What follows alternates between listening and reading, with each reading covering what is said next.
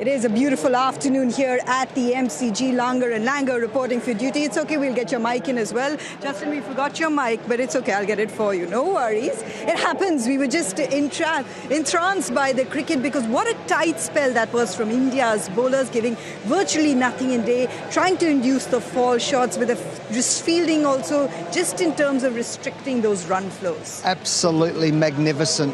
That's what they have to do. They've got to be very disciplined. It's going to Round 2 versus Sam Costas and Jasprit Bumrah. And Bumrah had said, I wasn't too surprised with these shots. I'm aware of it in T20s. I thought I could have got his wicket. But today you saw the maturity and the unflappability of Bumrah. Well, and we mentioned that last night, didn't we? He said, I've seen this all before. So I'm the old bull. Nothing that the young kid's going to bring. Righto, youngster. You might have had the better of me once, but it's not going to happen again. And that was great. The reaction showed me how much that meant to Bumrah and how much he'd thought about getting out the kid in the second innings. There've been beautiful parallels in this Boxing Day. The younger generation shining, the experience also shining from customers. If it was Sam Costas on what was day 1, it was all about Nitish Kumar Reddy yesterday, the first number 8 to get a test century here at the MCG. But the emotions were running over. We in fact have an interview with his family. They're all here. We saw the emotion in his father's eyes and his reactions. We'll get you that. But let's just remind you what has happened so far in the morning session. Such is the beauty really of Test cricket that the scoreline, the scorecard doesn't really reflect the way that the Indian bowlers have been so incredibly stringent. And what a panel we've assembled for you here on Cricket Live. We could have an Ashes rivalry ignite at any moment. We could have a Border Gavaskar Trophy revive at any moment. But rather than the rivalry and the fire, every single day a different Indian player has dominated the headlines. And the day belonged to Nitish Kumar Reddy. He has more often than not dominated today's headlines. First number 8 to score a test century at the MCG. Reaching that milestone, Irfan, you had a Ravi Shastri. You've been a great all-rounder for India. You had Ravi Shastri, a great all-rounder for India. You are actually coming from where we have come, and I met his family just now, half an hour before, coming down to the ground. They are so humble. They are so grateful that their son has been reached here at this place. Look at the scenes.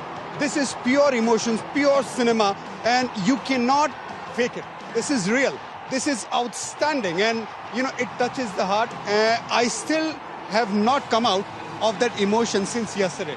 I'm still flying in those moments because I felt I was so lucky to be part of that moment because Nitish Kumar Reddy has played outstanding cricket. He's been the youngest to score century at number 3 after Sachin Tendulkar, after Rishabh Pant, and now at number 3 he's scoring 100 in Australia and with control. Literally 85% control in his batting against the likes of Pat Cummins, against the like of Stark, because in Australia he didn't have much experience.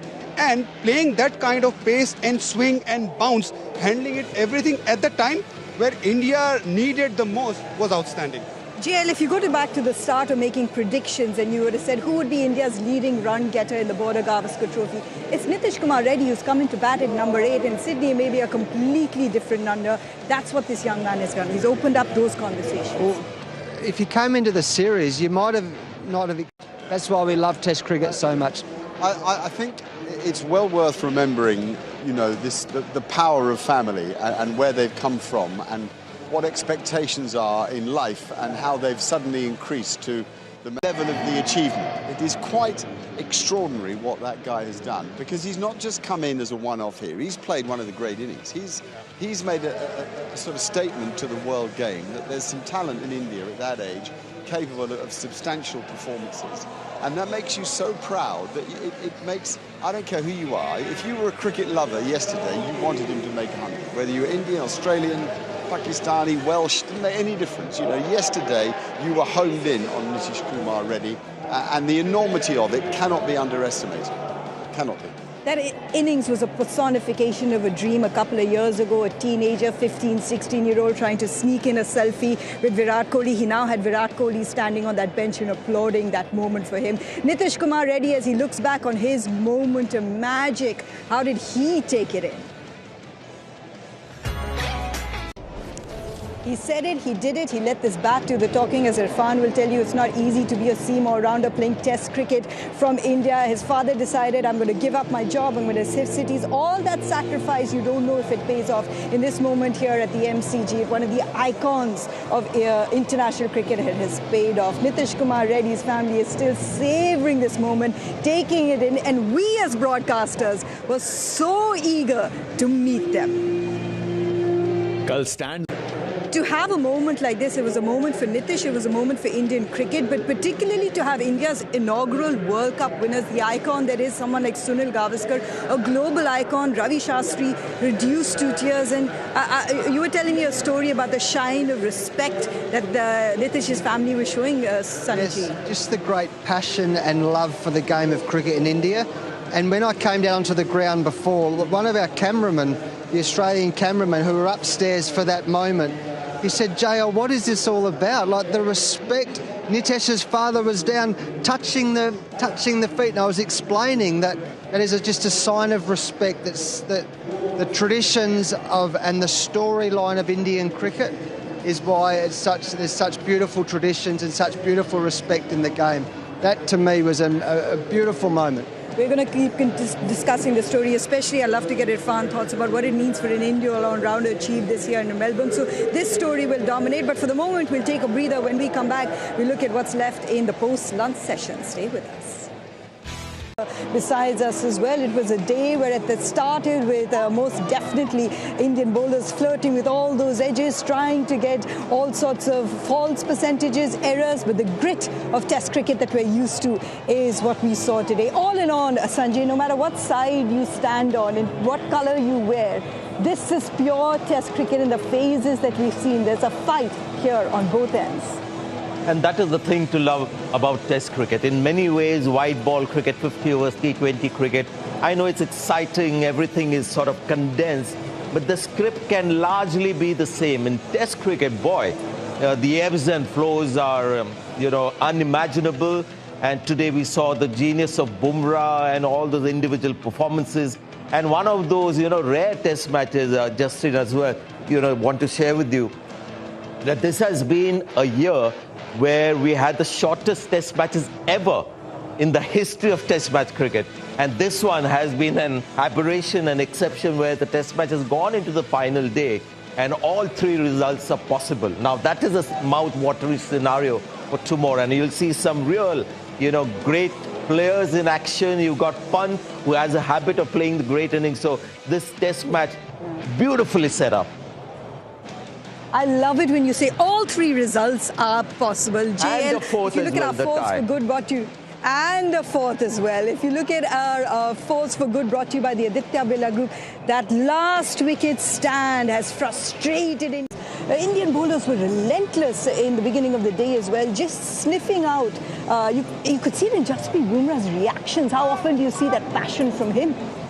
Well, he had an interview yesterday, and he was asked about Sam Constas as to how he felt when the young man, took him have, the advantage. But there you go. Yeah. On the right, we've got the man himself. So let's talk to him. Why are you talking to me? Yeah. Well, I was just waiting for you, Sanjay, to finish your comments. It's just good. Great. Mitchell Stark joins us on Cricket Live. Thank you so much. We've discussed the exciting probability for all cricket fans, no matter what nation you're aligned with, and how exciting tomorrow's potential brings. How did you analyse the day? Because you've still got your bowlers fighting with the bat towards the end there, Mitch. Yeah, it was a fantastic last hour, I guess, for us, the partnership there. I think there's probably, some of it has said that the wicket... Carrying through, okay, to the wicket-keeper, and yet so many balls have fallen short of the slips. And is there any talk in the changing room? Because we can't work it out in the commentary box. Have you guys got any thoughts of why that's happening? Not really sure. I think we had Marnus there with the helmet on at one point, quite close. Buster that we're all expecting. 100%. I'm definitely in the 5-day camp. I think some of my most memorable Test match victories have come on day 5, or 10 minutes left on day 5, and it's shaping up a fantastic day tomorrow, so be part of as well. Sanjay, you've got one. Yeah, I just want to ask Mitchell, if you can hear me clearly. Australia over the years have been known for these kind of, bold declarations to make a match. But you saw today, they weren't willing to declare they wanted as many runs on the board. Is there some kind of feeling that more runs on the board better, or you think you've got enough runs on the board? You'd have to ask Pat Cummins. I mean, we start early again tomorrow, so there's still 98 overs. So if we clear overnight... Changing on day 5 at all, or it's going to be more or less what we saw in the second half of day 4? I mean, your guess is as good as mine. We'll see how it plays out. I think the weather's good. It's not going to be hot, so I think there's probably enough grass on it to hold it together. I haven't had a close look to see if there's any cracks underneath, but obviously visually, as you've seen in the sort of last hour, it didn't seem like there was too much there. I think the big things will be the hard new ball, if there's how much and if there is reverse swing, if there's some spin late on day 5 or throughout the day, and then obviously how the batters take it on. So, as I said before, it's shaping up for an exciting day 5. Rich, thank you so much for taking out the time to join us today. All the best for tomorrow. We are looking forward to day 5 of this match. Again, you get back and have a little bit of rest now. And as we just discussed, from one great bowler to another, Jasprit Bumrah, the kind of day that he's had. Every time we end a day's play, there's always some... We went out for dinner with the little master, Sonny Gavaskar, last night. When we were walking home from dinner, we were actually talking about Malcolm Marshall, how great he was. We talked about Joel Garner because Sonny used to play with him at Somerset. We're talking about Curtly Ambrose. I've spoken about Jasprit being a bit like a right-hand version of Wasim Akram, who I thought was the greatest bowler I was ever fortunate to play against. And now you look at those numbers, and Jasprit Bumrah's got a better average than all of them. And we've seen that all this series. We've actually seen every time he's come to Australia, he is a superstar. And every time he bowls, the Australian dressing room will be sitting on the edge of their seat just praying that he finally comes off. Jael, one of the key to greatness that we notice in a lot of great players is adaptability. Literally in 2 days, he knew it was going to be round 2 of Sam Constance. This young debutants had a little bit of fun, but it was round 2 and Sam Constance understood that he is Jasprit Bumrah for a reason. Yes, it was almost like an old boxer versus... Made the most of what he does. He came through the gate, clean bowled him. So, yeah, it was great competition, great to watch. Sanjay, more than adaptability, what about the adjustments that Mohammad Siraj made on today's day of play to kind of get himself back amongst the wickets? You know, sometimes as experts, and, you know, we cover the game and we have to talk on a lot of issues, and we try and find a reason. And, you know, sometimes we want to impress by saying the leading arm was going better, or, you know, his wrist was in a better position. But the fact of the matter is Mohammad Siraj realized that he had to put in just put in a lot more effort. And sometimes that's all you need. And it was evident when he saw the speed gun. He was 4 or 5 kilometers quicker. There were a couple of balls per over that were touching 140. In the first innings, it was maybe 134, 135. So sometimes it's just about, you know, bending your back and forget about all the other issues. And that's what he did. And he was desperate for success. And sometimes when you're pushed against the wall, and we've seen that with Mohammad Siraj, he comes up with the goods. And that's why Indian cricket has embraced somebody like him just for his sheer spirit and temperament. And that's all that was needed for him to know that this is the day to do it. Speaking of the day to do it, let's get you back in the dressing room, back to coaching mentality on a day like today, because Vid Stark was very diplomatic in not giving away too much, whether there'd be an override declaration or what is the kind of target with the last wicket stand that you would assume is safe with some of the stroke makers that India do possess. Yeah, this time last night I watched the Indians. After Nitesh Reddy's 100, they walked into the changing room and they were really up. You could just feel the energy. And you could feel it all day, actually, until that last hour. I've now put myself in the Australians' dressing room. They've seen a very good partnership. They'll be in there, they'll be upbeat. Now they've got some options again. An hour ago, the options were running out. They're only going to have to chase 260 or 270, or they only had that to defend. Now it's a different ball game. They're 333 runs ahead. Australia will be very buoyant. The Indian dressing room. The English just had to come out from an Australia. No. Yes. This is much more important. The Indian dressing room tonight won't be as upbeat as it was last night, I don't think. Well, speaking about phases of the game, Sanjay, Axis Max Life Insurance Partnership. Let's go back to that stand from Nitesh Reddy and Washington Sundar, the next generation of Indian cricketers, the all-rounders who are proving that... You know, we often get carried away by a performance like this. I mean, there's been 100 from an unexpected, batter at number 8. But this 100 that he got showed his depth as a batter. You saw the fundamentals and all, the whole range of Nitish Kumar Reddy, the batter, and that really augurs well for the long-term future of Indian batting at the test level.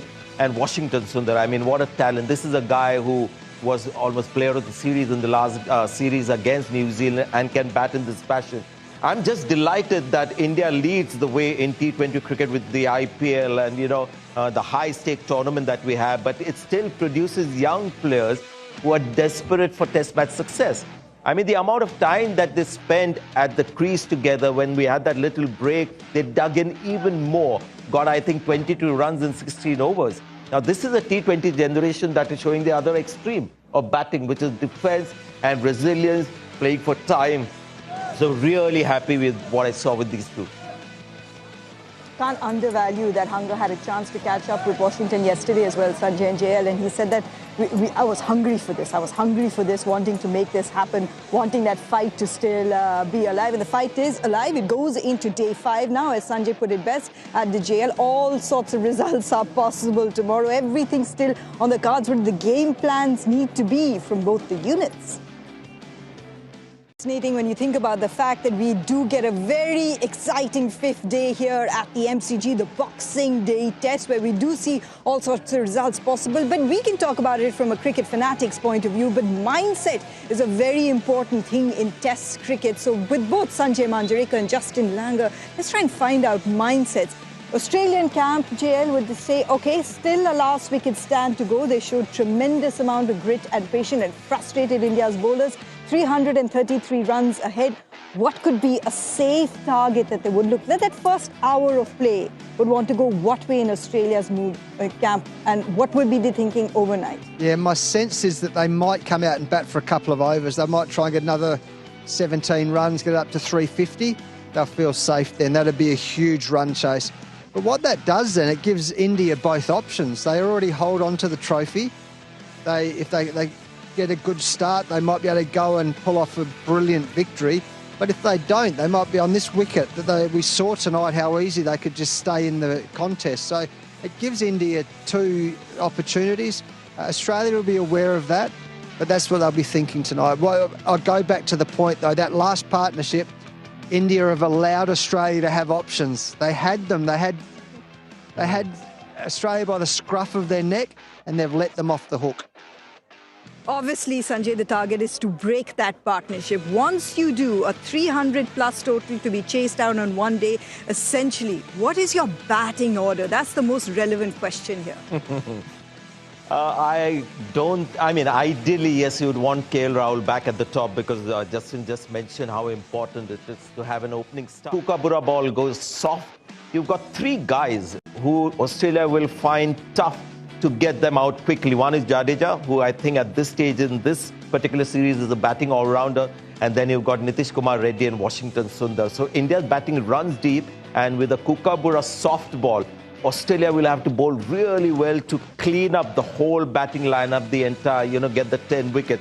Plus the fact their fast bowlers would have liked a little more rest in between, the 2 bowling performances because they had a long day in the field bowling and not enough rest. So we'll see how they hold up if the wickets don't come by.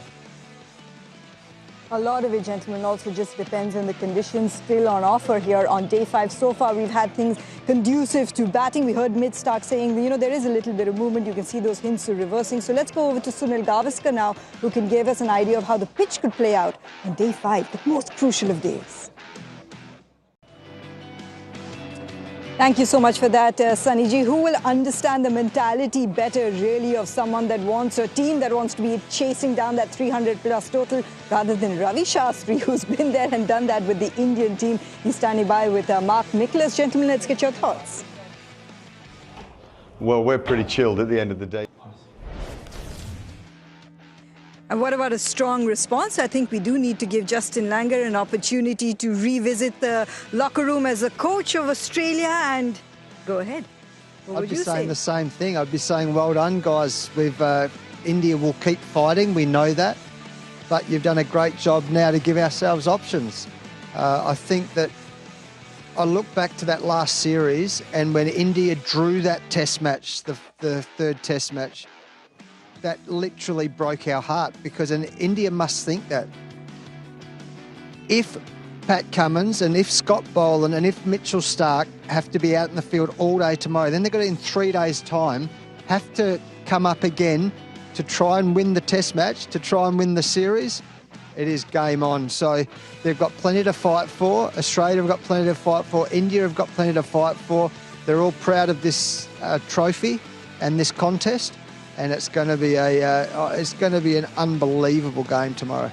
He doesn't want to litter, so let's just did you see that, clarification Mayanti? I mean, it happens to Virat Kohli when he's on the field. You have this, fans coming onto the ground, and Mayanti the same. Two very popular figures in Indian cricket. He's my son. I don't know if he's my fan, but either way. On that note, let's take a breather as we look ahead to what would be a really extraordinary day. We'll be right back with more. Tantalizing day 5 of Test cricket awaits us here at the iconic MCG, where the gentlemen here, Sanjay Manjarika and Justin Langer, believe that all the results are possible for both the nations here. Now, we're talking about batting orders from India's perspective. If you're chasing down what would be 300 plus, we've spoken quite a bit, Sanjay, about the top order, and you've spoken about who you'd like to see. But let's come down to the man who's made for the big occasions and the chase master completely in modern day cricket, and that is Virat Kohli. What would you expect Virat Kohli's approach to be, considering how much restraint he practiced in the previous innings? I was really impressed and was in a way relieved as well that he had finally found a solution to that problem outside off. It was just haunting him too badly through the series. And he went back to 2018, when he started leaving balls outside off stump and got that, he had that brilliant series the second time round against Jimmy Anderson. Disaster that just derailed India with that Yashasvi Jaiswal run out, and I thought that had a lot to do with eventually him losing his concentration a little bit. Jail, you noticed with Virat just the way that he was even shifting his weight. You saw how India's bowlers, in fact, did flirt with the edge quite a bit, did beat the batters quite a bit. You could expect a whole lot more of that as well. So the role that essentially Virat Kohli will take on, depending on how much the target is. Yeah, I was really impressed with how calm he looked in that first innings. In fact, you're right, that run out happened, and then it was almost a miracle he got out. I was sitting over in one of the boxes at one stage just watching from side on, and he looked like he was moving forward, but he looked so fluent. And then for some reason he played that one outside the off stump, but he looked calm, he looked composed. And again, Sanjay said before that Australia will know that. He's the master of the chase. Rohit Sharma, he's not in great form at the moment, but he is one of the greatest white ball players that's ever played the game, so they'll understand that. Nitish Reddy has had this extraordinary innings. He's in good shape.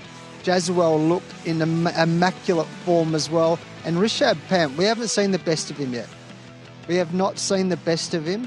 And Australians are waiting for that. Not just the Australian cricket team, but the Australian public are waiting for something special from Rishabh Pant. So, they've got the players to do it. Whether they can have the temperament and whether they have the time to do it, that's going to be another thing. It's so intriguing, Sanjay, because talking to us now, JL has often mentioned how Cheteshwar Pujara keeps him up at night sometimes. To an extent, I have a feeling maybe Rishabh Pant does that as well because of his histrionics here in... But it's finally out, and Pant has to be judged by success versus failures. And in this series, failures have been more than success. So I didn't have a problem with him with the way he got out, because that is how he plays, and right through the series he's played defensively. But having said that, if he gets himself in, and it so happens that, India is on the verge of a win and they need another 100 runs and everything hinges on Rishabh Pant, now that is when this guy comes into his own. And I don't say this based on just that one innings of Brisbane. There have been at least 3 such innings that he's almost won the game or has won the game. There was one in South Africa recently against New Zealand as well. So if I was in the Australian camp, I know there's a Virat Kohli and a few other players as well, but this is a guy who is made to, who's the leading run getter for India at the moment. And before that 100, he did show those quick fire 40. So he has that stroke player ability in him to help along. Well, they all do. And the thing about Nitish Reddy, he also had a magnificent defence. He played so well, particularly on the back foot. He's talked early in the series, and particularly Mitch Starc have bowled a lot of overs already this series. You know, that'll be an advantage for India.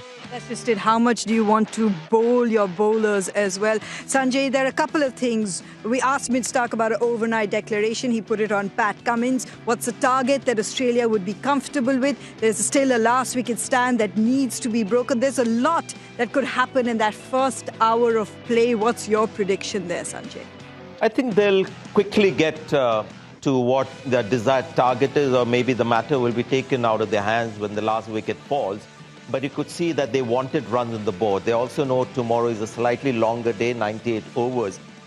Anything over 300 is going to be tough, and they're already over 300. It's all about, that new ball where India, if they lose a few important wickets, namely that of Virat Kohli and Jaiswal, because Rohit Sharma, we're just hoping for his own sake that he gets runs. But the real test of the Australian bowling will be with that older ball when they're a little more tired, and the informed young batters keep coming like a regular supply chain. They'll keep coming at the Australians. But finally, to be brutally honest, you've got to say Australia are in a better position with the kind of final target that they've set for India. Well, it all falls out tomorrow, doesn't it, as well? So Sanjay just ended by saying Australia in a better position. I don't think you have any aversions to that. No, I think you're right. If you had have asked me an hour and a half ago or 2 hours ago, I thought India have fought back from a position that I didn't think they would, and they've fought back. But in that last hour, they just, with those final two partnerships, Pat Cummins, he just keeps coming up with the goods, with the bat as well as the ball. He'll be in my opinion, he'll be the one tomorrow. India will have to play him very well tomorrow, on what I've seen on this pitch today. But if you had have asked me 2 hours ago, India are well and truly in the game, if not in front of the game. But now, after they've let Australia off the hook, I think they're on top. The beauty of this series, the beauty of the history between these two nations continues into day 5 here at the MCG, with all results still possible. We start begin our coverage at 4:30 a.m. tomorrow. Thank you to Justin Langa and Sanjay Manjrekar for joining us as well. We look forward to your company. I know it's Monday. I know you have to return to work, but you can see us, so we will keep you company throughout the day. Bye for now.